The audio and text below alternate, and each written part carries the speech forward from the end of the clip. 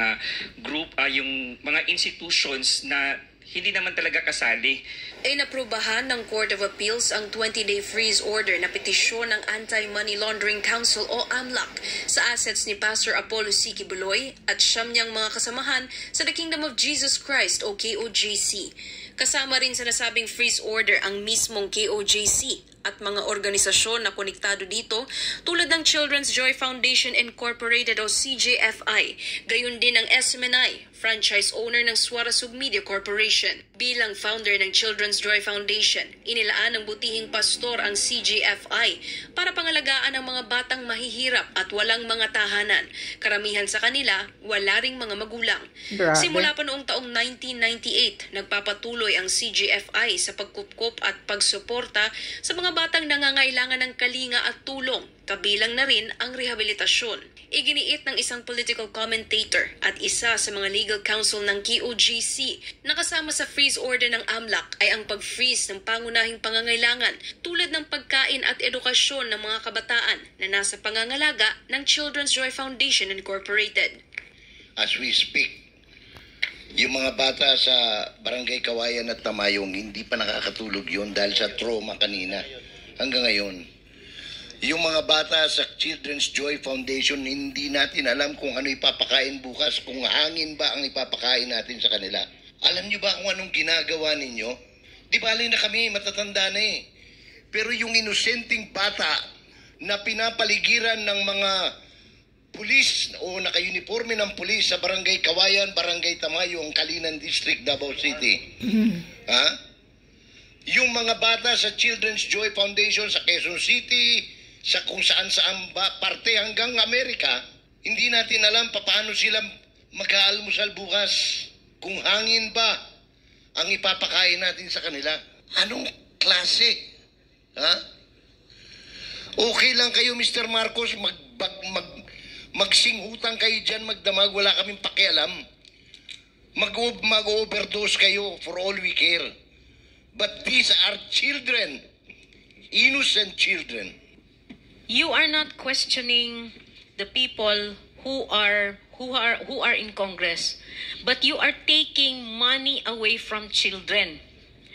Yung freeze order po, kasama yung Children's Joy Foundation. Kumakain araw-araw yan. Na kumakain araw-araw. Mga bata ho ito whose parents cannot afford to give them a good life. Whose parents cannot afford to send them to school, feed them 3 times a day.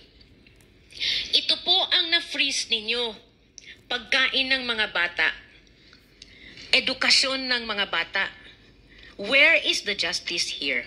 Dagdag din ni Attorney Dina Tolentino Fuentes, ang hakbang ng AMLAC ay labag sa karapatan ng mga kabataan na nakasaad sa United Nations. Apparently, this would be a violation of the Convention on the Rights of the Children with the United Nations because they are entitled to safety, they are entitled to the basic rights, but if they cannot eat, where are the basic rights of the children? If they are not safe in their own homes, where are the basic rights of children? What will happen to these children? Will they grow up respecting the state, or will they grow up hating the state? Correct. Or the instruments of the state?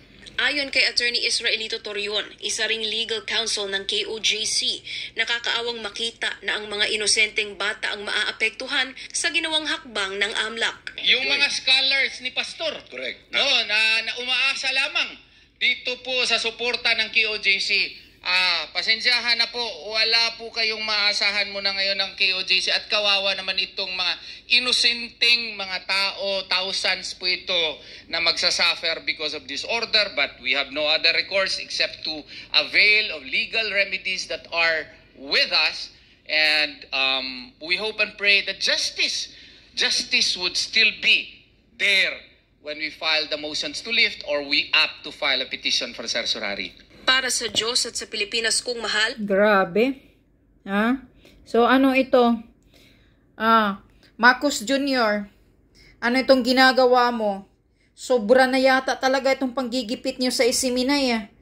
Pati yung pondo ng Joy Foundation ng mga kabataan, pinapaprison nyo. Ni wala nga daw isang account si Pastor Quiboloy.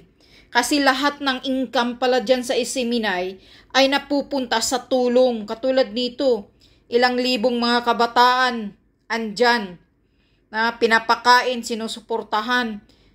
Mga scholar, yung mga estudyanteng kabataan. Ano na ang kakainin nila sa ginagawa ninyo? Mga walang kwenta kayong gobyerno. Hindi pa nga convicted si Pastor Kibuloy, ganito na ang ginagawa ninyo. Pagkabarahura, pagkademonyo talaga ninyo, mga hutsutang ginimis ninyo, wala kayong awa. Ikaw, Hontiveros, ikaw hinayupak ka na babae ka. Ikaw ang may pakana nitong mga investigasyon mong panggigipit sa simula kay Pastor. Yung kaso ni Pastor na matagal na sa US, binubuhay ninyo dito. Matagal nang dismiss yun. Kasi walang ebidensya. Binubuhay mo dito. O ano ito? Hindi ka ba naaawa dito? Mga kabataan, ngayon ang mawawala ng pagkain, hinayupak kang bruha kang Hontiveros ka sa ginagawa mo? Ngayon pinapa-freeze ninyo ang account, ang bank account na nagpapakain dito sa mga kabataan na yung iba pala walang mga parents, mga abandonado. Kapag walang hiyang gobyernong ito, sobra na gusto nyong lumaki itong mga kabataang itong puno ng galit, maghihiganti sa gobyerno. Sana nga, sobra na kayo mga putang ina ninyo. Siraulo kayong gobyerno kayo. Pati ang Supreme Court sunod-sunuran. Ano kayang basihan? Hindi pa nga convicted si Pastor Kibuloy, ginagawa nyo na ang lahat kasi talagang gusto nyong gipitin, tanggalan nyo talaga ng katulad nito, itong Isiminay na mga sa TV niya. Gusto talaga nilang tanggalan lahat na zero ang Isiminay, ang putang inang ninyong gobyerno kayo. Mga walang hiya kayo, nakapanggigil kayo, sobra na kayong abuso. Parang pinapatay ninyo ang mga kabataan dito na walang kalaban-laban, walang kaalam-alam. Ganyan ang ginagawa ninyo, mga nayupak kayo. Kawawa ang mga kabataan dito, nagugutom. 30 days suspension ngayon, pag-freeze ng accounts. So anong kakainin ng mga kabataan na to? Kung walang perang makukuha, walang makakain, maibili ng mga pagkain nila. Yung mga estudyante, paano makapag-aral pa yan? Ang dami ninyong pinatay na mga kabataan. Tingnan nyo lang dyan yung makikita kung gaano kabuti ang puso ni Pastor Kibuloy na marami siyang tinutulungan, marami siyang pinapakain, marami siyang ginagastusan na hindi niya kapamilya kayo. Mga hinayupak kayong nasa gobyernong gumagawa dito kay Pastor Kibuloy. Anong tulong na igawa ninyo sa mga kabataang abandonado dyan sa kalsada? May tulong ba kayo? Pinulot nyo ba yung mga kabataan dyan na mga inabandona? Pinapakain nyo ba mga yawa kayo? Sobrang panggigipit nyo ginagawa ninyo dito sa Isiminay kay Pastor Kibuloy. Nasabi pa ni Kairik na si Pastor Kibuloy ni isang account, wala nga eh. Ang pinifreeze ninyo ang naapektuhan ang lahat ng mga batang umaasa dito. Yung mga anchor, yung mga newscaster. Yan ang gusto siguro nila para talagang hindi kayo makapagbalita. Wala na kayong linya na makapagbalita kayo dito sa publiko. Yan talaga ang gusto nilang. Gipitin kayo ng tudong, walang hiyang gobyernong ito. Nakakasuka na kayo, ikaw Marcos Jr., tandaan mo itong ginagawa mong panggigipit, authoritarian mo. May karma ka rin. Magdarating din yan sa inyo mga nayupak kayong walang hiya kayo.